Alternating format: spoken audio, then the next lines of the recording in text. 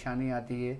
اگر آپ لوگوں کو کسی قسم کا کوئی سوال کرنا ہو تو کمنٹس میں کر سکتے ہیں, شاہ صاحب سے پوچھنا چاہیں تو پوچھ سکتے ہیں. تو شاہ صاحب آپ سب سے پہلے یہ بتائیے کہ جب اللہ اور اس کے ملائکہ نبی پر درود بھیجتے ہیں تو ہماری کیا ضرورت ہے؟ بسم اللہ الرحمن الرحیم. سرکار عالم صلی اللہ تعالی علیہ وسلم ایک مرتبہ اپنے حجرہ انور سے باہر تشریف لائے اور صحابہ کرام سے عرض کی کہ ہنی انی کہ مجھے مبارکباد دو.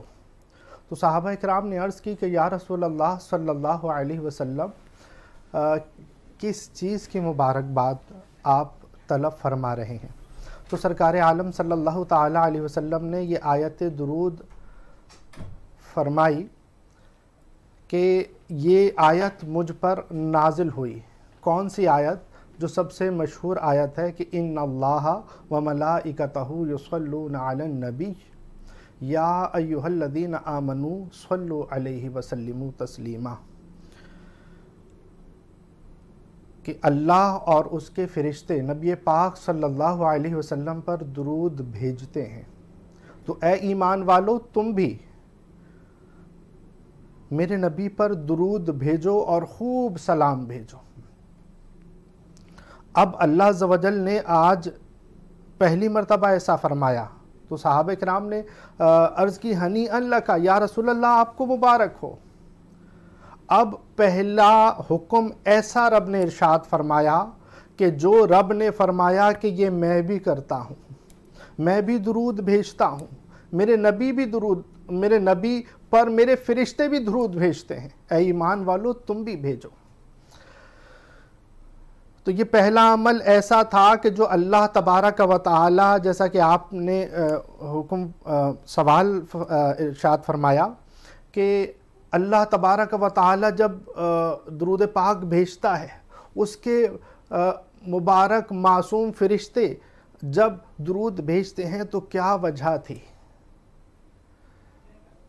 تو اللہ تبارک و تعالی, سب سے پہلے تو یہ دیکھیں کہ اللہ تبارک و تعالی پاک ذات ہے اور وہ ہمیشہ سے پاک ہے اور ہمیشہ پاک رہنے والا ہے, لیکن ہم ہر بات پر سبحان اللہ کہتے ہیں. سبحان اللہ, سبحان اللہ, کہ ہم ہر بات پر جب سبحان اللہ کہہ رہے ہوتے ہیں تو اللہ کی پاکی میں ذرہ برابر فرق نہیں پڑتا.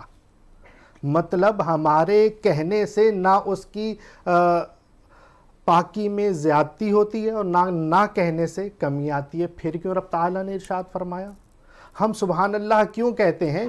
ہم اللہ تبارک و تعالی سے تعلق قائم کرنے کے لیے, اپنی زبان, اپنے ظاہر و باطن کو پاک کرنے کے لیے اللہ کی پاکی بیان کرتے ہیں. تو جب اللہ تبارک و تعالی کی طرف اس کی نسبت کی جائے گی کہ ان اللہ و ملائکتہ یصلون علی النبی, تو کہا جاتا ہے, علماء یہ فرماتے ہیں کہ اللہ کی طرف جب نسبت کی جاتی ہے درود کی, تو اس کا مطلب ہے کہ اللہ عز و جل اپنے ملائکہ کے سامنے نبی پاک صلی اللہ علیہ وسلم کی عظمت اور ان کی ثنا بیان کر رہا ہے. جب اس درود کی نسبت فرشتوں کی طرف کی جاتی ہے تو پھر کیا مطلب ہے؟ پھر اس کا یہ مطلب ہے کہ اللہ تبارک و تعالی کہ جو پاک فرشتے ہیں وہ نبی پاک صلی اللہ تعالی علیہ وسلم کی عظمت اور ان کی ثنا اللہ تبارک و تعالی کے سامنے بیان کر رہے ہیں. پھر آپ یہ دیکھیں کہ اللہ تبارک و تعالی یہ فرما رہا ہے کہ اے بندو تم درود بھیجو. حکم ہو گیا باقاعدہ طور پر, اے بندو تم درود بھیجو. لیکن آپ یہ دیکھیں کہ ہم کیا کہہ رہے ہیں؟ اللہم صلی علی, اے اللہ تو درود بھیج. مطلب ہم یہ کہہ رہے ہیں کہ مولا تو درود بھیج, رب فرما رہے تم درود پڑھو, تم درود بھیجو. اب کیا معاملہ؟ اس نقطے کو دوبارہ بیان کریں کہ اللہ تبارک و تعالی نے ارشاد فرمایا کہ اے مومنو تم درود بھیجو میرے نبی پاک صلی اللہ علیہ وسلم پر, اور ہم کہہ رہے ہیں اللہم صلی علی, کہ اے اللہ تو درود بھیج. اب رب فرما رہے تم پڑھو, ہم کہہ رہے ہیں مولا تو بھیج. اب مطلب کیا ہے یہاں پر کہ رب ہمیں فرمائے ہم رب کی بارگاہ میں عرض کریں، تو یاد رکھیں کہ حقیقت محمدی صلی اللہ علیہ وسلم کو رب سے زیادہ کوئی نہیں جانتا، بے شک اس میں کوئی شک، اور رب کی حقیقت کو سرکار عالم صلی اللہ علیہ وسلم سے زیادہ کوئی نہیں جانتا۔ تو اب جب ہم سرکار عالم صلی اللہ علیہ وسلم کی حقیقت کو نہیں جانتے، ہم حقیقت محمدی صلی اللہ علیہ وسلم کو جانتے ہی نہیں ہیں، تو ہم ان کے لائق کیسے درود پاک بھیج سکتے ہیں؟ ہم رب کی بارگاہ میں عرض کرتے ہیں کہ مولا تو نبی پاک صلی اللہ علیہ وسلم پر درود بھیج، اللہم صلی علی محمد وعلی آل محمد، مولا تو محمد اور آل محمد صلی اللہ علیہ وسلم پر درود پہنچا، کما صلیت علی ابراہیم، جیسا تو نے ابراہیم علیہ السلام پر درود پہنچایا، وعلی آل ابراہیم، اور تو نے آل ابراہیم پر درود پہنچایا، وَإِنَّكَ حَمِيدٌ مَجِيدٌ، مولا تو بہت زیادہ محمود ہے اور بہت بزرگی والا ہے۔ تو آپ اچھا، اور ایک چیز آپ کو یہاں ایک چیز اور بھی عرض کروں کہ اللہم صلی علی ہے۔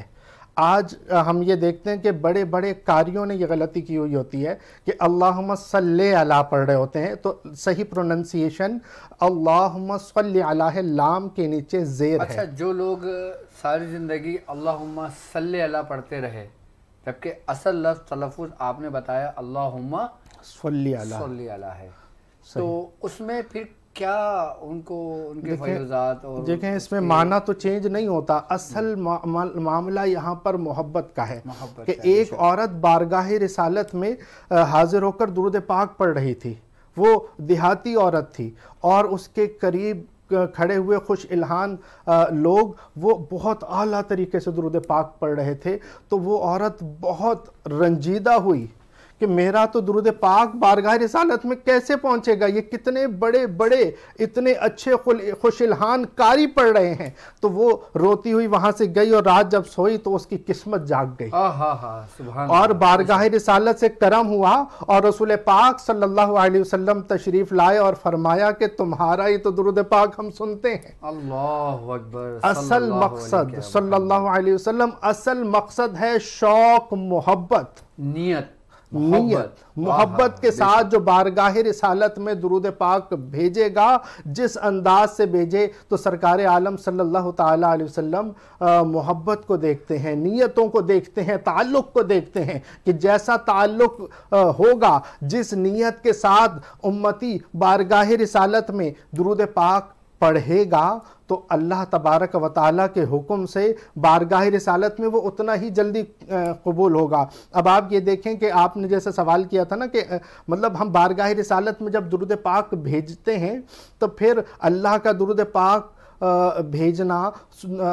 اور اس کے پاک فرشتوں کا درود پاک بھیجنا، تو ہماری کیا ضرورت تھی؟ ہماری ضرورت نہ اللہ کو ہے، اللہ کو ہماری عبادت کی ضرورت نہیں ہے، اور رسول پاک صلی اللہ تعالیٰ علیہ وسلم کو ہمارے نہ درود کی ضرورت نہ سلام کی ضرورت، لیکن جو ہم درود بھیجتے ہیں اور جو ہم سلام بھیجتے ہیں وہ ہماری پاکی کے لیے ہے، اور ہماری طلب رحمت کے لیے ہے، کہ ہمیں جتنی رحمت چاہیے، جتنی آقا علیہ الصلوۃ والسلام سے محبت اور تعلق قائم کرنا ہے، تو اتنا ہی ہمیں درود پاک پڑھنا ہے۔ ہم جتنا درود پاک محبت کے ساتھ پڑھیں گے، شوق سے پڑھیں گے، تعلق کے لیے پڑھیں گے، آقا علیہ الصلوۃ والسلام کی قربت کے لیے پڑھیں گے، تو واللہ خدا کی قسم ہم اتنے ہی آگے بڑھتے جائیں گے۔ تو یہ جو درود پاک پڑھنے کا ہمیں حکم ہے، یہ ہماری پاکی کے لیے ہے، یہ ہم پر رحمت کے لیے ہے۔ مقصد درود پاک